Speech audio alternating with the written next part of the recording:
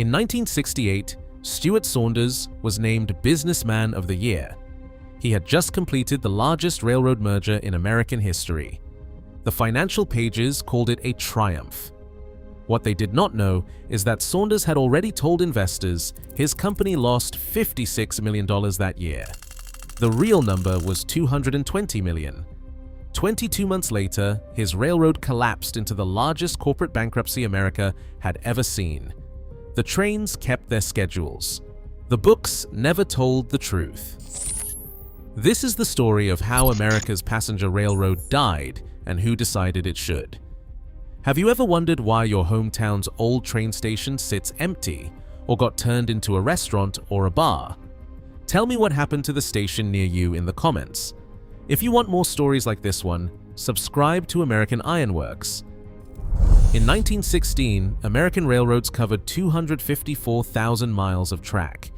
No country on earth had more. No country has matched it since. Every town with a name worth printing on a timetable had a station and a scheduled train that stopped there. By 1920, American railroads carried 1.2 billion passengers in a single year. During World War II, American trains carried 95.6 billion passenger miles in a single year. Civilian air travel that same year carried 2.6 billion. Rail was 37 times bigger than flying. The Pullman Company alone moved 125 million passengers during the war. The entire population of the United States at the time was 131 million people.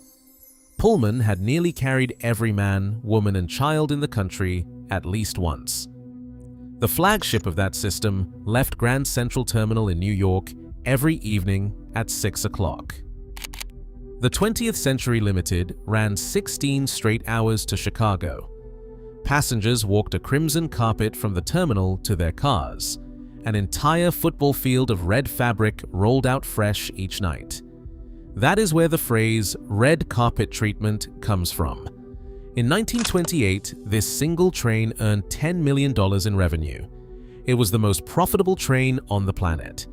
For comparison, that is the equivalent of roughly $180 million today. Theodore Roosevelt wrote it. So did J.P. Morgan, so did Lucille Ball on her first trip west to California. This was not a relic. This was the most advanced passenger transportation system in the world, and it was making money doing it. But the system that built this had a trap built into its foundation, and almost nobody who rode the 20th Century Limited knew it existed. The Interstate Commerce Commission required every railroad to ask permission before it could cancel an unprofitable route. State commissions could override the federal decision. A single passenger line losing money for decades could not be shut down without years of hearings. A Boston and Maine Railroad official once said every rate case had become a carnival of speeches. In 1951, the commission found 1,200 passenger routes losing $84 million a year combined. Railroads tried to cancel them. 2 years later, only 314 had been allowed to close. By 1957, the federal government's own study found that railroads had lost over $7 billion running passenger service since the end of World War II.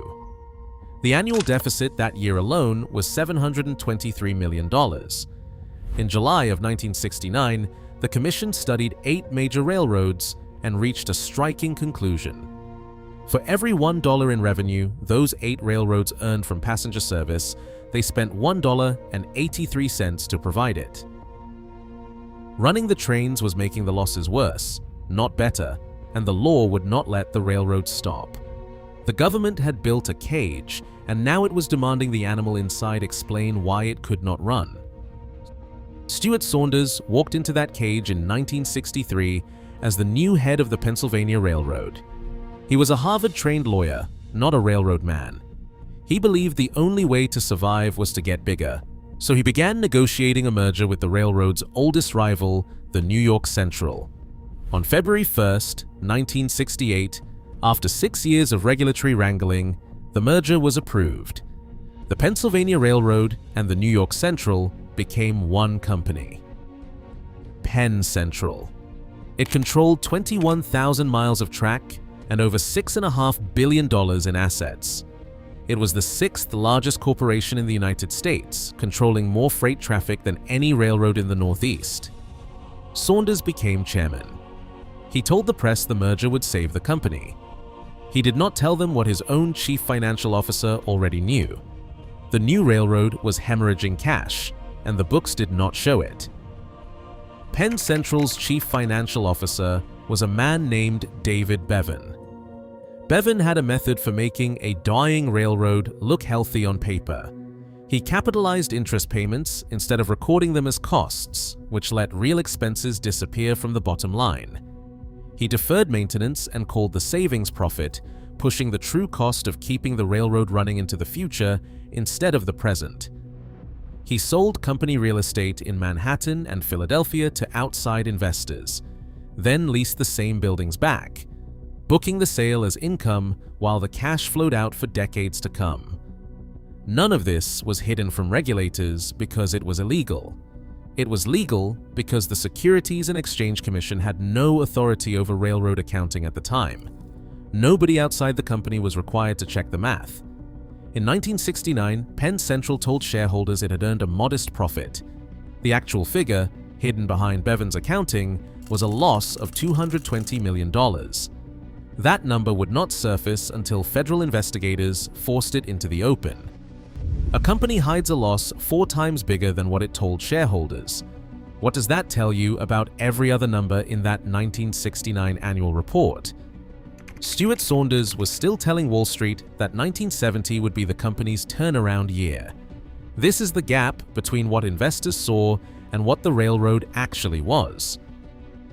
The same gap existed in something else entirely, something almost nobody talks about. And it might be the real reason passenger trains died on schedule with this fraud. For over a century, American railroads earned steady income, carrying the United States mail. Special train cars called railway post offices let clerks sort letters while the train moved, so mail reached its destination faster than any other method available. At its peak, 794 mail routes ran over 161,000 miles of track. 30,000 postal clerks worked these cars, earning the railroads $50 million a year in gross revenue. The exam to become one required 97% accuracy. A clerk had to know the fastest mail routing to thousands of towns from memory, sorting letters by hand inside a moving car the width of a hallway, at speeds that would throw an untrained worker off balance. On the job, the accuracy requirement was even higher than the exam. Many passenger routes that lost money on tickets alone stayed alive entirely because of what the post office paid the railroad to carry the mail. The ticket revenue was the visible business. The mail contract was the invisible one keeping the lights on. In September of 1967, the Post Office Department cancelled every single one of those contracts. First-class mail would move by airplane, everything else would move by truck. New automated letter sorting machines had made the old system of clerks sorting mail by hand on a moving train obsolete almost overnight. The decision took effect almost immediately. The Santa Fe Railroad alone lost $35 million a year in revenue overnight. Trains that had survived for decades on mail money had no reason left to keep running. Within months, railroads across the country began discontinuing routes that the mail contracts had quietly been propping up the entire time. The Interstate Commerce Commission had spent 20 years trapping railroads inside money-losing passenger routes. The federal government had spent 2 months pulling out the one subsidy, keeping many of those same routes alive. Nobody connected those two decisions in public. They were made by entirely different agencies, years apart, and the railroads absorbed both blows without anyone in Washington calling it a pattern. 3 months after the mail contracts vanished, the 20th Century Limited made its final run. On December 2, 1967, the Great Train left Grand Central Terminal half empty. It arrived in Chicago nearly 10 hours late, delayed by a freight derailment on someone else's railroad. The New York Times wrote that it had been known for 65 years as the greatest train in the world. Stuart Saunders kept telling investors his merger was working. Behind closed doors, his company was burning through cash at a pace nobody outside the boardroom could see. By early 1970, commercial banks had stopped extending Penn Central credit. The company owed $150 million coming due that same year. In the first quarter alone, Penn Central reported a $63 million loss. Saunders asked Washington for help. He requested a $200 million loan from the Department of Defense, arguing his railroad was too important to military supply lines to fail. The Nixon administration considered it for 6 weeks. Then they said no. On June 21, 1970, Penn Central filed for bankruptcy. It was the largest corporate bankruptcy in American history up to that point, with debts exceeding $650 million. The merger that was supposed to save 2 struggling railroads had lasted 871 days. Saunders was forced out. Years later, the Securities and Exchange Commission sued him directly, along with 11 other former officers and the company's own outside accountants, for fraud. Saunders had a response ready. "I didn't have anything to do with the concept of the Penn Central," he said. He had been the man who built it, run it, and sold its survival to the public. This is the part of the story most people never reach, because the bankruptcy looks like the end. It was not the end, it was the beginning of something engineered to look like a rescue. Penn Central's collapse forced Washington's hand. In October of 1970, Congress passed the Rail Passenger Service Act, creating a new national passenger railroad that would take over for the bankrupt private companies.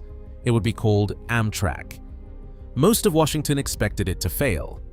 Nixon administration officials privately viewed Amtrak as a way to give passenger trains one last public send-off before letting them disappear for good. That is documented, not speculation. On May 1, 1971, Amtrak began running trains. Half of every passenger route operating the day before was simply cancelled. Of 366 routes that had existed under private ownership, Amtrak kept 184. Railroad executives across the country were relieved to be rid of passenger service entirely. Louis Menck, chairman of the Burlington Northern Railroad, had spent years calling passenger trains a drag on his freight business. In 1974, Fortune magazine published an investigation into Amtrak's chaotic first years, exposing how badly the new company had been managed and underfunded from the very start. Louis Menck read that article and complained publicly that it was undermining what he called the plan to dismantle Amtrak. He said this on the record in his own words, after the fact. A sitting railroad chairman admitted, in public, that there had been a plan. The plan was simple: starve the new passenger railroad of the funding it needed to succeed, let it fail on schedule, then close it down for good and call the whole experiment a noble failure, rather than what it actually was. Congress never gave Amtrak enough money to prove the plan wrong quickly, so the railroad limped through its first years exactly as its critics predicted. It took public anger after the fortune exposed to force Congress into providing the funding that finally let Amtrak survive. While all of this played out in American boardrooms and bankruptcy courts, the people who had built the system on the ground were the ones who paid the actual price. 30,000 railway post office clerks lost their entire profession inside of one government memo. These were skilled workers who could sort mail to thousands of towns from memory, at highway speed, in a moving train car the width of a hallway. Conductors, engineers, dining car staff, and station agents across the country watched their routes disappear, one notice at a time. Nobody in a boardroom asked them first. In March of 1955, 12 years before America cancelled its mail contracts, France ran an experimental electric train at 208 miles per hour, proving that high-speed rail was not science fiction. Within 2 decades, that research helped build the fastest passenger trains on Earth, on the other side of the ocean, while American passenger rail limped along on borrowed equipment and a budget Congress fought over every single year. Today, the federal government spends roughly $2 billion a year on Amtrak. The Federal Highway Program receives more than $60 billion a year. That gap was set in 1956, when the Interstate Highway Act guaranteed automobiles a permanent, dedicated source of federal money that passenger rail never received. It has never closed. Stuart Saunders built a railroad on numbers that were not real, and an award certified the lie before anyone could check it. Louis Menck and the Nixon White House built a plan to let a public railroad fail on purpose, and only a magazine investigation forced that plan into daylight. The same federal government that trapped railroads inside money-losing routes for 20 years also pulled their mail subsidy without warning, and never once called the two decisions connected. Every regulation written to protect the passenger train ended up part of the machine that killed it. The 20th Century Limited's defining feature was the crimson carpet that gave American culture the phrase red carpet treatment. That same train, the most profitable in the world at its peak, made its final run 9 hours late on tracks it no longer fully controlled, owned by a company already hiding the truth from the people who rode it. The strength and the failure were never two separate stories. They were the same story, told from two different rooms. That gap between what investors were told and what was actually happening, does that change how you see Stuart Saunders, or does it just confirm what you already suspected about big mergers? If this is the kind of story you want more of, subscribe to American Ironworks.